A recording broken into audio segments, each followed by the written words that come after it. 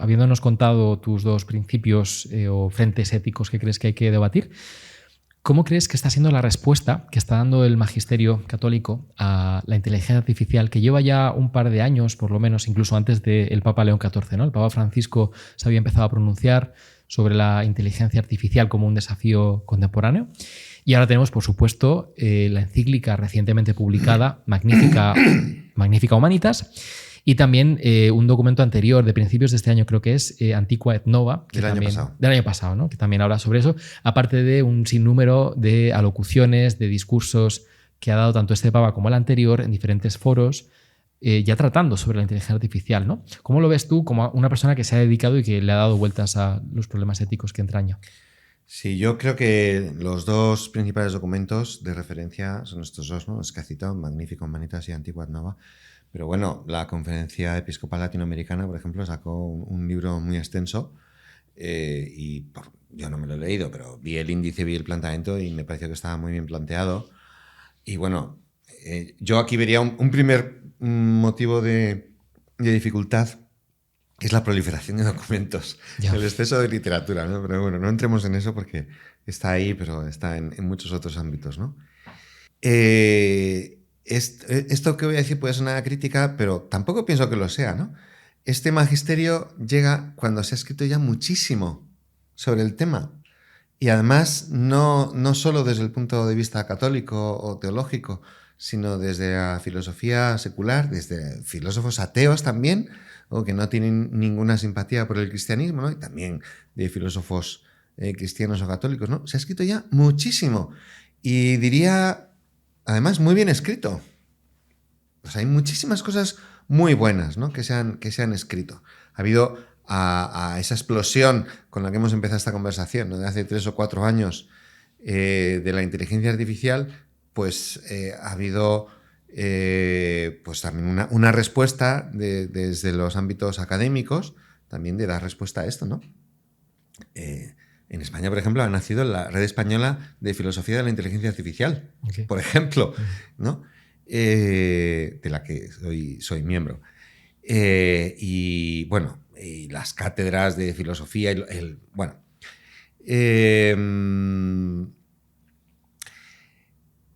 Entonces, quería decir que se ha escrito muchísimo, se ha escrito muy bien. No todo es bueno, evidentemente, ¿no?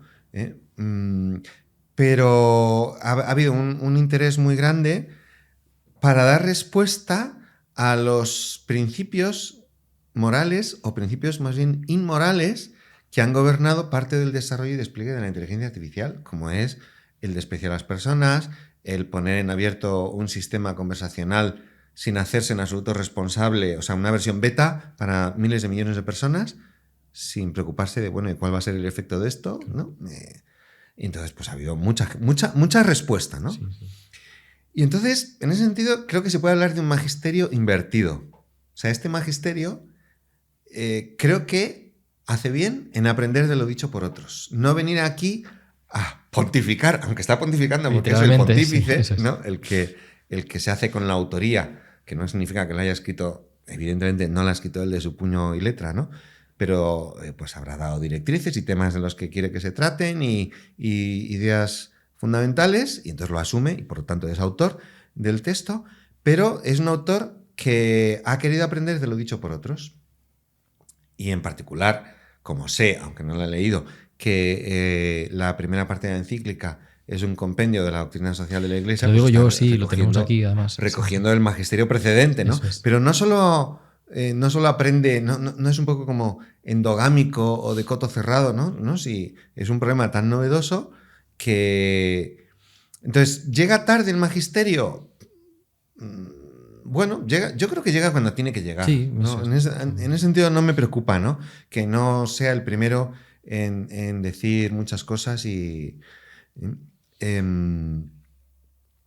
además esto me parece que también es una oportunidad magnífica para dialogar con todo ese conjunto de filósofos que ya han pensado sobre el tema y de ganarse su respeto, porque cuando escribes con seriedad sobre estos temas, creo que es muy positivo, ¿no? Que otros documentos magisteriales igual no llaman tanto la atención de pensadores seculares o pensadores laicos, ¿no? Entonces yo creo que en ese sentido creo que es creo que es una...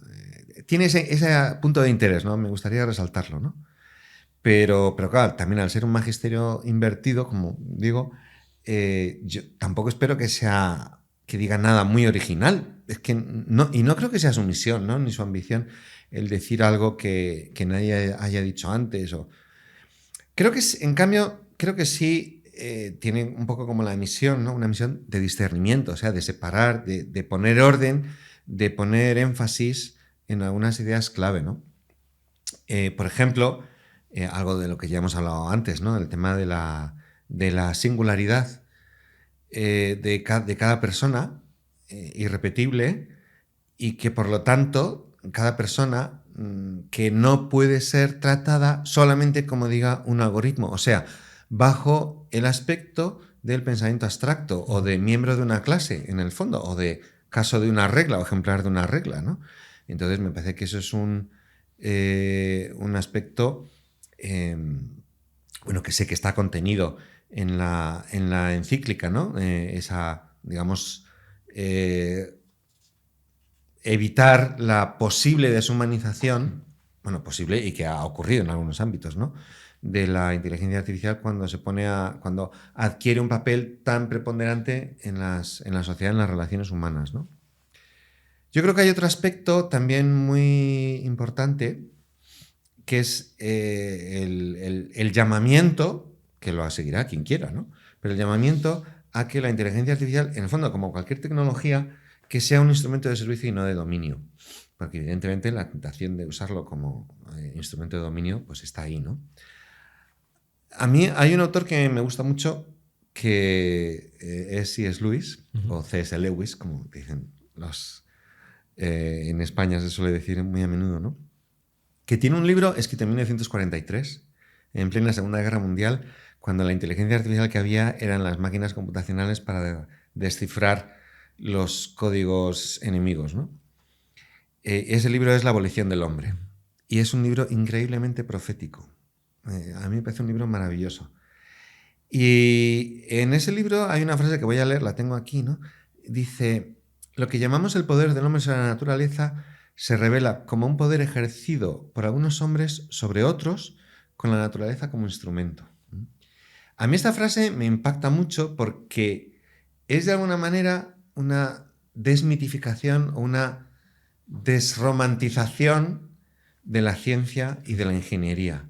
O sea, yo como joven adolescente, con ideales románticos acerca de la ciencia y de la ingeniería, ¿no? Entonces, bueno, pues la ingeniería que está al servicio de la humanidad, el conocimiento de la naturaleza para mejorar las condiciones, ¿no?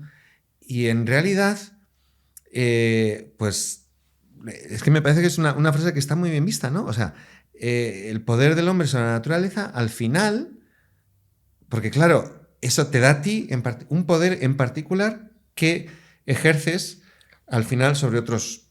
Lo conviertes en un instrumento. Que no necesariamente es algo negativo. Claro, pero es que no necesariamente es algo negativo. Va a transformar. O sea, el poder, el dominio del espectro electromagnético, por poner un ejemplo muy ingenieril, me capacita a mí para establecer redes de comunicaciones y redes de telefonía, dar ese servicio por el que yo cobro a los usuarios. Y bueno, es que está bien cobrar por ese servicio, porque a mí me cuesta mucho, ¿no? Y que el espectro electromagnético pues esté, no sea que cada uno pueda emitir en la frecuencia que quiera, ¿no? O sea, que está bien, ¿no? Pero no todo el mundo tiene la capacidad de dominar esa tecnología o ese aspecto de las leyes naturales, que son las leyes del electromagnetismo, ¿no? Pero sí, de alguna manera, esta idea de Lewis de alguna manera desmonta esa idea más romántica de la ciencia o de la tecnología como automáticamente o espontáneamente al servicio. No, es que esto no es espontáneo. O nos empeñamos en que sea así o no va a ser así, sino que va a ser un poder en manos de unos pocos o de muchos, ¿no? Pero siempre de dominio, ¿no? Bueno, asumiendo que la sociedad en la cual brotan estas tecnologías ya es una sociedad jerarquizada, donde no todo el mundo tiene el mismo estatus y hay relaciones de poder entre miembros de la sociedad. Claro. Ergo, cualquier nueva tecnología lo que hace es radicalizar o empeorar o mejorar, transformar esas relaciones a fin de cuentas, ¿no? De manera que el principal resultado, producto que consiguen esas tecnologías es cambiar cómo nos relacionamos unos con otros, que implica mayor dominio o mayor servicio, según se entiendan. Claro. Entonces, ¿qué es lo que hace la encíclica? Pues hace un llamamiento que sigue nuevamente el que quiere, el que se siente apelado por ese, el que se siente llamado, apelado por ese llamamiento a usar la inteligencia artificial y diseñarla y fabricarla y ponerla a disposición para que sea un instrumento de servicio y no de dominio. Bueno, pues hay que hacer ese llamamiento, ese llamado, que se puede hacer también y se hace desde ámbitos seculares, no solo desde ámbitos del magisterio de la Iglesia Católica, ¿no? Y luego me parece a mí que otro punto interesante es enseñar la no neutralidad de la inteligencia artificial, ¿no? Al final, pues, como ya hemos comentado anteriormente en esta charla, ¿no? Pues son unas pocas empresas, entidades, media docena, una docena, ¿no? Las que tienen el control sobre estos sistemas, y la inteligencia artificial puede dar una apariencia de neutralidad, pero jamás es neutral, ¿no? Porque siempre, en concreto la encíclica, lo que dice es que en el fondo refleja las visiones de sus diseñadores, de sus constructores, de los que la financian su construcción. Y aunque no tengan un control exhaustivo, porque seguramente no quieren tenerlo, sobre todas y cada una de las cosas que hace, hay otra forma de no neutralidad que no está en sus diseñadores, y es que está en los datos de entrenamiento. O sea, si la inteligencia artificial la alimentamos con determinadas visiones, pues claro, lo que produce ese sistema particular de inteligencia artificial es un reflejo de esa visión, que no es neutra. Que por otra parte, a mí la neutralidad tampoco me parece un ideal. O sea, yo creo que no hay que ser neutrales, hay que ser parciales. ¿Se puede conseguir, acaso? Ese es el tema. Si la tecnología alguna vez llega a ser neutral. Pero es que ni siquiera me parece deseable la neutralidad. O sea, hay que buscar el bien activamente. Y eso no es ser neutral, es desarrollar una parcialidad por el bien, por la verdad, ¿no? También esa idea que está en la encíclica de la verdad como bien común, ¿no? O sea, no me da igual que se implanten en el mundo, que se desplieguen en el mundo unos sistemas que hacen más difícil el acceso a la verdad, que ya de por sí es difícil, ¿no? Entonces, que una parte de ese llamamiento es también velemos para que la verdad no sea oscurecida, sino que resplandezca, o sea, que se facilite, ¿no?, el acceso, ¿no? Entonces, a mí me parece que es muy interesante porque cuando la gente, o sea, lo fácil es llegar o plantearse o preguntarse por las cuestiones éticas, ¿no?